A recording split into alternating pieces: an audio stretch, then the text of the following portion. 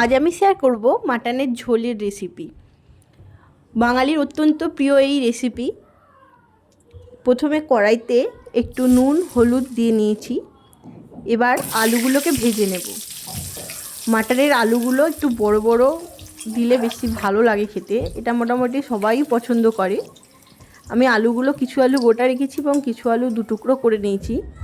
আলুগুলো লাল করে ভাজা হয়ে গেলে কড়াইতে কিছুটা পরিমাণ চিনি দিয়ে দেবো, আর দিয়ে দেবো শুকনো লঙ্কা, তেজপাতা আর গোটা গরম মশলা। মশলাটাকে ভাজতে দেবো। মশলাটা থেকে যখন সুন্দর গন্ধ ছাড়বে তখন এতে দিয়ে দেবো আগে থেকে কেটে ধুয়ে রাখা পেঁয়াজ কুচি। কিছুটা পরিমাণ নুন দিয়ে দেব, দিয়ে পেঁয়াজগুলোকে ভালো করে নাড়ে চেড়ে ভেজে নেব। নুন দিলে পেঁয়াজটা খুব তাড়াতাড়ি নরম হয়ে যায়। পেঁয়াজটাকে লাল করে ভেজে নিতে হবে। পেঁয়াজটা ভাজা হয়ে গেছে, এবার দিয়ে দেবো আদা বাটা আর রসুন বাটা। আমি অল্প পরিমাণ আদা বাটা রসুন বাটা দিয়েছি, কারণ মাংসতে আমি আগে থেকে আদা রসুন নুন হলুদ আর সর্ষের তেল দই মাখিয়ে রেখেছিলাম। এবার দিয়ে দেবো হলুদ গুঁড়ো, লঙ্কা গুঁড়ো, এটা কাশ্মীরি লঙ্কার গুঁড়ো দিলাম, দিয়ে দেবো ধনে গুঁড়ো আর জিরে গুঁড়ো, দিয়ে মশলাগুলোকে সুন্দর করে ভেজে নেব। মশলাটাকে ভালো করে কষিয়ে নিয়েছি। এবার এতে দিয়ে দেবো টমেটো কুচি। টমেটো কুচি দেওয়ার পর চাপা দিয়ে দেবো, যাতে এর থেকে তেল ছেড়ে মশলাটা খুব ভালোভাবে কষে যায়। মশলা কষা খুব ভালোভাবে না হলে মটনের টেস্ট সেরকমভাবে আসে না। এবার আগে থেকে ম্যারিনেট করে রাখা মটনগুলো দিয়ে দিলাম, দিয়ে ভালো করে কষতে হবে। গ্যাসের ফ্লেমটাকে বাড়িয়ে মটনগুলোকে ভালো করে নাড়িয়ে চাড়িয়ে নিতে হবে। গ্যাসের ফ্লেমটা কম রাখলে মাটন প্রচুর পরিমাণে জল ছাড়তে শুরু করবে, তাতে মাটনটা ভালো করে কষানো হবে না। ওই জন্য এই সময় ভালো করে গ্যাসের ফ্লেমটাকে হাই রেখে কষিয়ে নিতে হবে।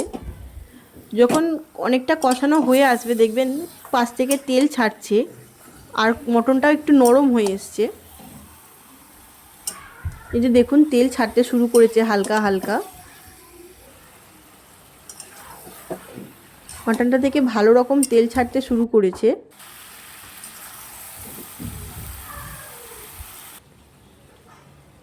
এবার চাপা দিয়ে দিতে হবে। চাপা দিয়ে 20 মিনিট রান্না করার পর মাটনটা এই রকম সেদ্ধ হয়ে এসছে, অনেকটাই, প্রায় 50% সেদ্ধ হয়ে এসছে। দিয়ে আবার একটুখানি ভালো করে নাড়াচাড়া করে নিতে হবে। এরপরে প্রেসার কুকারে দিয়ে দিয়েছি, আর দিয়ে দেবো কিছুটা পরিমাণ গরম জল, দিয়ে প্রেসার কুকারের ঢাকনাটাকে দিয়ে দেব,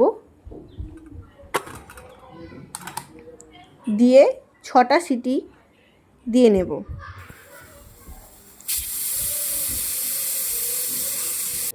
6টা সিটি হয়ে যাওয়ার পর 20 মিনিট মতো রেস্টিং টাইম দিয়েছিলাম।